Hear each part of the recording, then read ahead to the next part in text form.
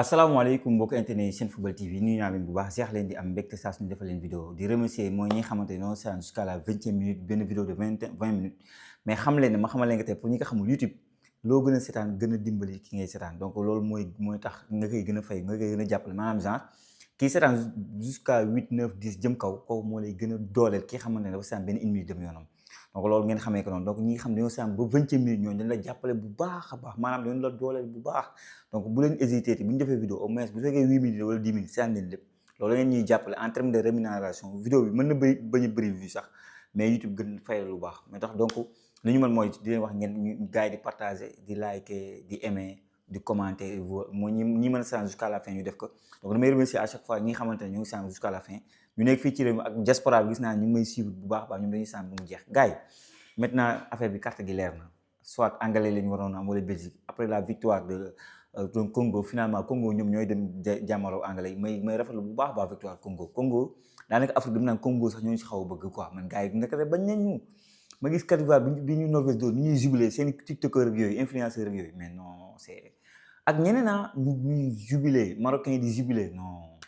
Congo laa fa gis ñu doon ñu naan non di courage nangam moo tax Congo man ñoom laay supporté si pays africain ñoom laa fi taxaw Égypte mën naa parce que ñooñu jàppale mais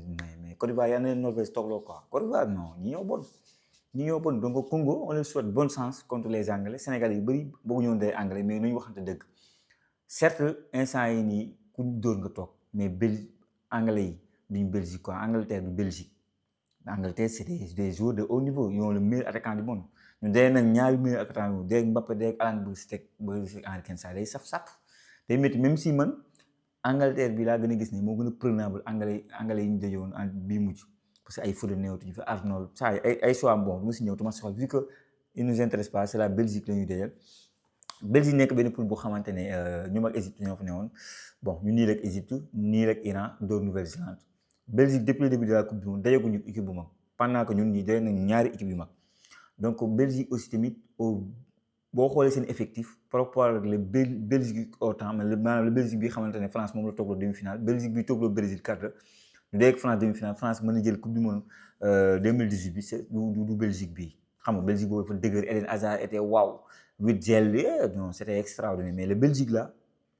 bon Lukaku il a combien 33 ans le gars là De Bruyne il a 35 ans Eden Hazard bàyyi na la défense des joueurs de Ligue 1 yu ñu xam bu baax y a rien d'extraordinaire la ñu am on a lan la ñu am loo amul je ne vais pas faire nag l'erreur de man maa leen maam ñun ñooy Sénégal nangam non mais man tey su ma jàmmaarloo nag anglais yi en 16e de finale ñu dóor ñu dama naa Angleterre ma war nañu mën a dóor mën naa frustré de je vais frustrer c'est vrai mais dama naa war nañu mën a dóor maanaam France bu la dóoree dama naa war nañu la mën a dóor mais Norvège bu la dóoree day métti parce que da ngay xam ne Norvège amuñu loo amul am nañu Haaland certes mais après Haaland war nga mën a dóor Norvège da nga ko war a dóor sax donc foofu frustration bi nga mën a am ak France bu la dóoree du benn France candidat la sérieux pour dem jëli ji coupe du monde alors que Belgique ñoo ngi leen seetaan Ligue des Nations ñu ngi leen seetaan quoi amuñu fi lu ñu fi jaar dëkku la ñu xam na ne soit arme fatale mën na nekk arme fatale te dëkku ku ñu mën a canaliser la am nañu tamit l'un des meilleurs gardiens woon Courtois est-ce que comprendre De Bruyne c'est pas le De Bruyne bi nga xamoon 35 ans la am saa du De Bruyne bu am 28 ans wala 26 ans nekk si prime am non Lukaku gis ngeen saison ni mu compliqué Italie day jóge club bi dem club bi nangam ne boo amee bii nag li ko dugal c'est le meilleur buteur de l'histoire Belgique man dëkku daal laa gis ne c'est une arme fatale la quoi mën na ñëw jaxase sa défense affaire yooyu noonu te saa yi fii lañ dégg Olysée maanaam ñun ñu jàmmaarloo ñoo gën a tàng Belgique je parle à la France maanaam Olysée Mbappé ñoo mën dëkku nag xanaa nag te pourtant Mbappé kii ni ñu koy waxee sax Olysée presque da nga téye tout le match il a fallu mu dem au cours du jeu de changer pour nga gis loolu te loolu Olysée man saa yi document ko de Olysée c'est 26 passes décisives Mbappé c'est le Pichichi de la Liga espagnole l'un des meilleurs buteurs du monde donc ñooñu saa yi voilà du France du Belgique quoi sans loolu laa ko wax c'est vrai que dañu war a toog ñun Sénégal duñu gaaw a ëppal nag isalaamaaleykum salaam ñu euphorique man je suis pas euphorique je suis exigeant envers mon équipe je suis exigeant ça bu ñu demee Allemagne bon je peux rester humble là je suis humble je du ma enflammé wu trop mais tamit si tu n'es pas capable de sortir la Belgique en 16e de finale saa mon frère ñëwal war na la mën a dóor la football la fii la Cap-Vert jàmmaaloog Espagne mënu si moom dara match nul la loolu football ku ko yàgg sax nga xam ne lu ne mën na si nekk match bi sax Belgique mooy favori nangu naa loolu yëpp nangu naa ko mais bu ñu waxantee loolu noonu Pape Thiaw am lu xam bu ko gëmee dans ce effectif là gisuma lu Belgique am lu Pape Thiaw amul gisuma billahi gisuma am nañ dëkku laa gis daal moo fi nekk un jour qui est un jour plus mais Trossard lan la am la lu gars yi amul football la xanaa lu football rek notre Ismaïla Sarr en Premier League comme Trossard équipe bu ndaw la jóge woon dem Arsenal Trossard ñëw rek dem Arsenal de daa nekkoon équipe bu ndaw notre Ismaïla Sarr il a marqué 21 buts nekk meilleur joueur Crystal Palace jël trophée Trossard c'est pas un titulaire indiscutable Arsenal certes il joue de match très important mais lan lañ la appelé gisuma lan lañ la fi appelé gisuma ko Onana Tielemans ay joueurs lañ comme yow ñoom Lamine Camara Onana seen ci fa la nekk Aston Villa nekk ci Tielemans ñoom fa lañ nekk lan lañu am lu ñu amul lan dis-moi mënuñu fi nekk nag c'est bien que ñuy alerter ñu bañ a euphorie trop nekk dans l'euphorie ne non ñun Sénégal la ñuy rey ne c'est bien beau que loolu dañ ko war a def il faut rester humble les xam ñun Sénégal dañoo gaaw a wax dañu gaaw a enflammé wu dañu gaaw a xeeb équipe xeeb ma Belgique de bu kenn seetaan sama vidéo bi ne Mouhamed nag yow da ngay xeeb Belgique loin de là mais dafa am lu xamante ne man moo ko pardonné génération bi Belgique bu njëkkoon dañ naan Belgique comme Sénégal bu njëkkoon dañ naan c'est les poisses de l'Europe ils avaient de bons joueurs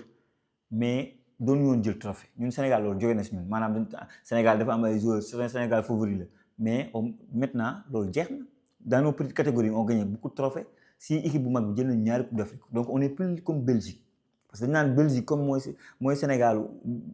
fii Sénégal mooy Belgique wu Afrique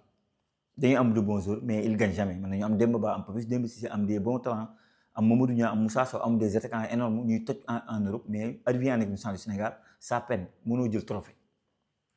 ñun nag loolu gomee nañ ko Belgique nag ba tey fi ñu nekkoon lañ nekkoon et pour moi Belgique est moins bon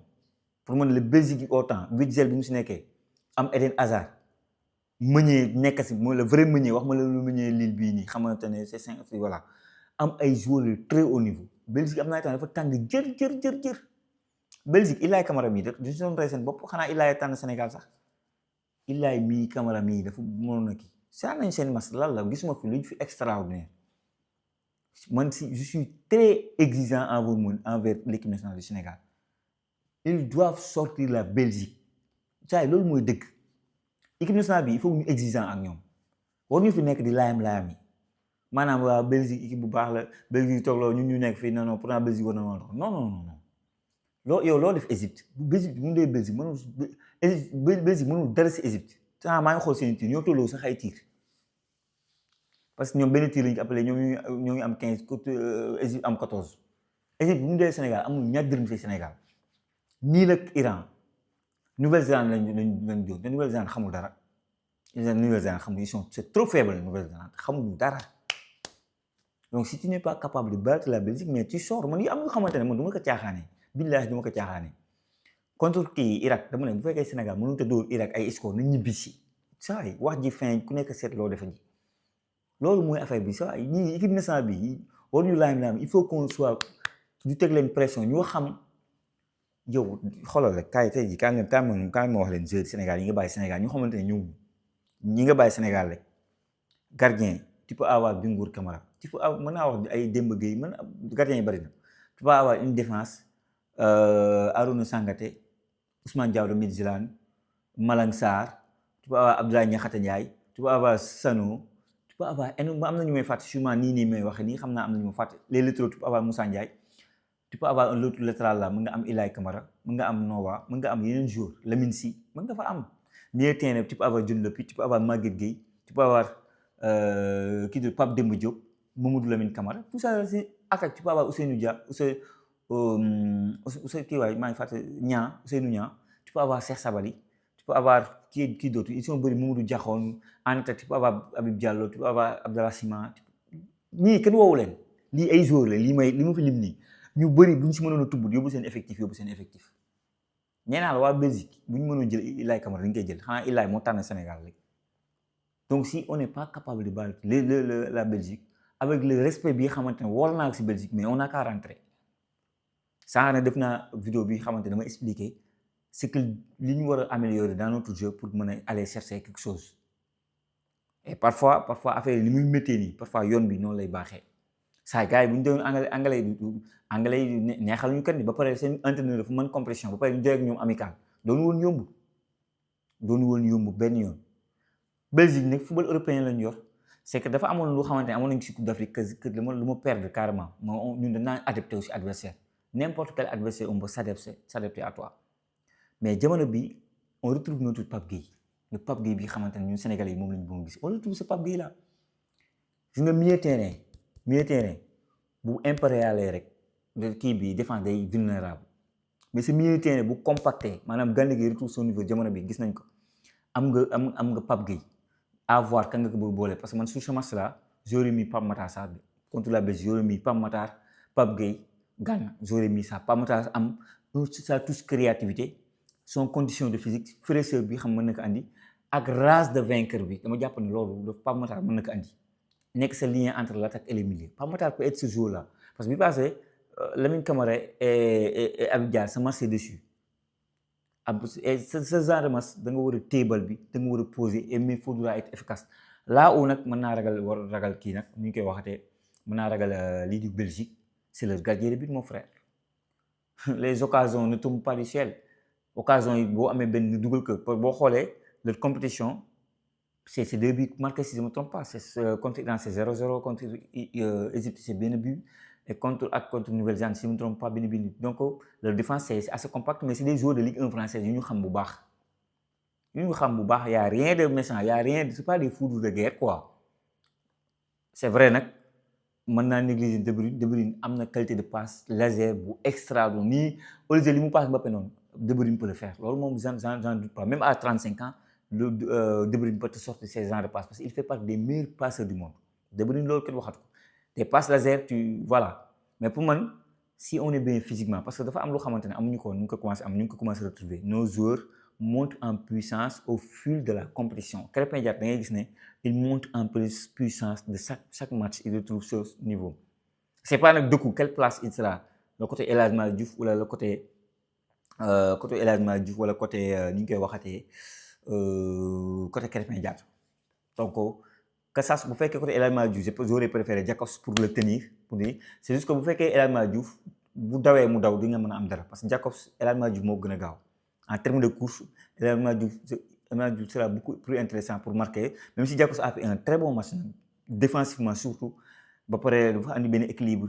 voilà parce que El Hadji Malick Diouf il a tendance déséquilibrer équipe bi et c'est important xam nga Sadio Mané Jakobs moo gën a intéressant parce que Jakobs du monter yu bëri alors que El Hadji Malick Diouf day monter boo Sadio Mané est obligé di wàcce di marquer et tout pendant que Jakobs li muy monter da koy compter donc moi je trouve que ils ont un très bon gardien les occasions comme ni ma ko waxee faudra être efficace les balles arrêtées rek saa yi Courtois bu demee day jëri ji Courtois moo tax boo amee benn ñaar lu tax Sadio Mané ñu koy continuer di ko teg c'est ça parce que Sadio Mané est plus efficace que les autres boo amee benn wala ñaar contre la Belgique il faut le mettre au fond faut pas hésiter faut pas réfléchir benn ñaar def ko ci camp yi pour ce genre de match ça va les occasions moom faut le mettre au fond là moom bu fekkee am na lu ma ragal c'est ça est-ce que Ismaïla Sarr sera au rendez-vous am occasion def ko ci camp yi mais pour man Iliman Ndiaye bi ma gis nii non xam nga nag seetlu ngeen Iliman Ndiaye mais Iliman Ndiaye bu mer laa gis Iliman Ndiaye bu pare pour toj coupe du monde bi laa gis Iliman Ndiaye bu pare laa gis Iliman Ndiaye bu am rage de vaincre laa gis Iliman Ndiaye gaynde Ndiaye laa gis plutôt et c'est Iliman Ndiaye laa bi ma gis rage de vaincre bi mu am non voilà ba pare Pape Gueye ses frappes de balle peut être beaucoup plus intéressant et Pape Gueye commence à xam bu baax Courtois du côté de Liga espagnole moo tax man la défense peut-être mooy débat et foofu voilà man j'aurais mis pas 6 même si bon Mamadou Sarr bu fekkoon am naa benn idée des entraînements lan la andi lan la voilà malheureusement nekkoo foofu mënoo xam lu bëri mais pour moi la Belgique est prenable franchement on peut les faire chuter maintenant nag am nañu ay joueurs de très haut niveau qui connaît le haut niveau Trossard connaît le haut niveau il est finaliste Ligue des Champions il a gagné le championnat c'est vrai De Bruyne a gagné combien de championnats du côté de Angleterre nekk na fa meilleur joueur c'est fort quand même Doku est à Manchester City c'est un joueur qui peut te faire mal mais il peut faire le meilleur comme le pire Lukaku n'est plus un titulaire indiscutable tant milieu terrain bu xamante ne Onana Tielemans kii suñu joueur bi Pape Gueye peut faire l'affaire sur l'impact physique il sera là pour man Gana Gueye il connaît bien Onana ñoom ñaar nekk nañu Everton d'ailleurs gagnam le Pape Gueye peut faire le job le milieu terrain la bataille du milieu terrain sera intéressant parce que quand boo isolé benn De Bruyne sur le terrain parce que électron libre la doon amul ay bal yu mu recevoir il pourra pas faire les dernières passes il va pas faire les derniers passes. Donc, moi j'y crois. Franchement, j'y crois à la victoire. C'est pas parce que dama xeeb. Donc, encore une fois, xeebuma Belgique parce que c'est une vidéo bi mën nga ne Mohamed dafa xeeb Belgique wala il apprend pas les leçons du passé. Maanaam, quand je dis les leçons du passé, je pense à Norvège, je pense à la France et tout. Mais comme loolu noonu, c'est pas Thiaw, hein, c'est pas à nous yéen ñii di may seetaan ak ñun ñii Sénégalais du commentaire, c'est pas à nous. Le grand fautif de la défaite contre la Norvège reste Pape Thiaw. Il a fait des choix comprendre ku xamante ne football loolu kenn xalaatu ko woon Sénégal en fait am nga défaite on reconduit la même équipe bi xam moo am défaite loolu ça se comprend pas. On savait que il devait avoir des changements, il a pas fait des changements.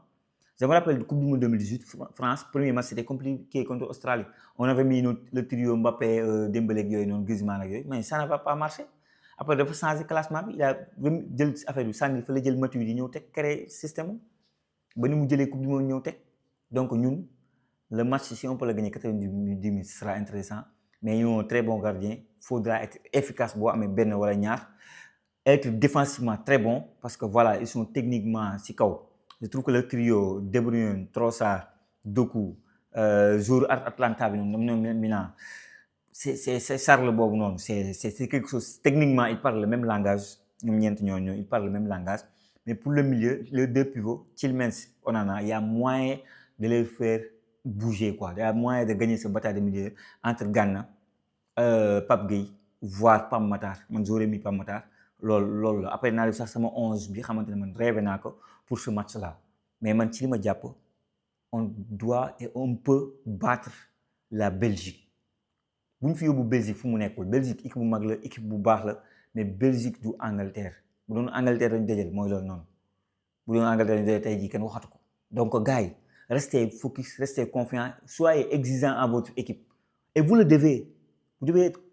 mënoon tu peux pas être champion d'Afrique ba pare nga bàyyi ñu bëgg ñu bàyyi la duñu la wax dara si tu es champion d'Afrique on est dur avec toi et on attend des résultats donc mbokk yi pour vidéo bi bañ a gën a gudd on a fait 17 minutes je pense que c'est bon xam nga donc dama leen di bàyyi ci commentaire yi ngeen wax ma seen xaar ak seen gis-gis doole ma seen plateforme yi remercier leen encore bu baax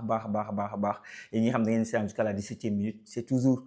mbégte xamoo leen mbégte bi may am bu ma gisee beneen nit na ma seetaan naa ba 20e minute wala seetaan naa ba 17e minute ça te motive à toogaat fii def benn vidéo de 17 minutes parce qu'il est 1h quelque chose comme ça 2h du matin c'est parce que on est des passionnés et parce qu'on aime le pays on aime le Sénégal et mu jaral ñu lu nekk mbokk yi li ma nekkoon vidéo bi jaajëfal naa leen wax leen ba beneen su Senfootball TV